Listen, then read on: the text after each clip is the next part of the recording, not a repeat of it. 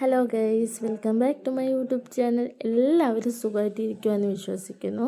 അപ്പോൾ അതാ നോക്കിക്കേ, ഭയങ്കര കാറ്റും മഴയൊക്കെയാണല്ലേ. അപ്പോൾ രാവിലെ തുടങ്ങിയ മഴയാണ്. അപ്പോൾ എല്ലാവരും സേഫായിട്ടിരിക്കുക. അപ്പോൾ ഞാൻ രാവിലെ തന്നെ എനിക്ക് എൻ്റെ പണി തുടങ്ങി കേട്ടോ. അപ്പോൾ ഫോട്ടോ വെച്ചേക്കുന്ന നമ്മുടെ ആ ഒരു റൂമുണ്ട്.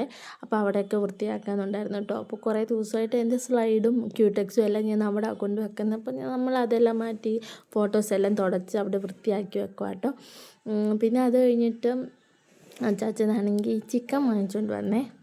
അമ്മയ്ക്ക് ജോലിക്ക് പോകുന്നതുകൊണ്ട് ഞാനും അച്ചാച്ചനും കൂടെ കേട്ടോ ചിക്കൻ കറി വെക്കാൻ തുടങ്ങിയത്. അപ്പോൾ എല്ലാവരും ചെയ്യുന്ന പോലെ തന്നെ ആദ്യമേ എണ്ണയ്ക്കകത്ത് നമ്മൾ സവാളയും കൊച്ചുള്ളിയും ഇട്ട് നല്ലപോലെ വഴറ്റുക. എന്നിട്ട് കുറച്ച് ഉപ്പിടുക, പിന്നെ ഇഞ്ചി, വെളുത്തുള്ളി, പച്ചമുളക് ഇതെല്ലാം ഇട്ട് കൊടുക്കുക. പിന്നെ നമ്മുടെ മസാലക്കൂട്ട് എല്ലാവരും ഇടുന്ന പോലെ മുളക് പൊടി, മല്ലിപ്പൊടി, പിന്നെ മഞ്ഞൾപ്പൊടി, ഞങ്ങൾ പിന്നെ ചിക്കൻ മസാല ഇടും കേട്ടോ.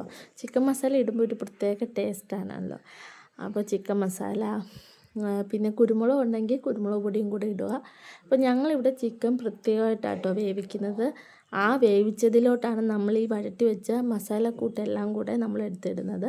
ചിലർ നേരിട്ട് ഡയറക്റ്റായിട്ട് വെക്കും, പക്ഷെ നമ്മളിങ്ങനെയാണ് ഇവിടെ വെക്കുന്നത്.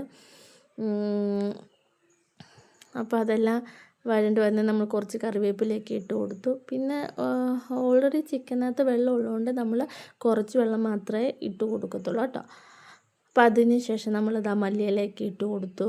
പിന്നെ ഗരം മസാല നമ്മൾ ലാസ്റ്റിലാണ് ഇടുന്നത്. പിന്നെ ഇതെല്ലാം കഴിഞ്ഞിട്ട് ലാസ്റ്റ് നമ്മൾ വെളിച്ചെണ്ണയ്ക്കകത്ത് മറ്റേ കടുക് വറുത്തിടുമല്ലോ, കടുകും കൊച്ചുള്ളിയും ഇടുക. അപ്പോൾ അതൊക്കെ എടുത്തിടുമായിരുന്നേ. അതൊന്നും ഞാൻ വീഡിയോ എടുത്തിട്ടില്ല. പിന്നെ അച്ചാമ്മ ഉള്ളതുകൊണ്ട് നമുക്ക് കുറച്ച് ചക്ക കിട്ടിയായിരുന്നു. അപ്പോൾ ചക്ക വേവിക്കാനുള്ള പരിപാടിയൊക്കെ ആയിരുന്നു അച്ചാമ്മ. അപ്പോൾ നമ്മുടെ വീഡിയോ ഇഷ്ടപ്പെട്ടെങ്കിൽ സപ്പോർട്ട് ചെയ്യുക. Okay, by.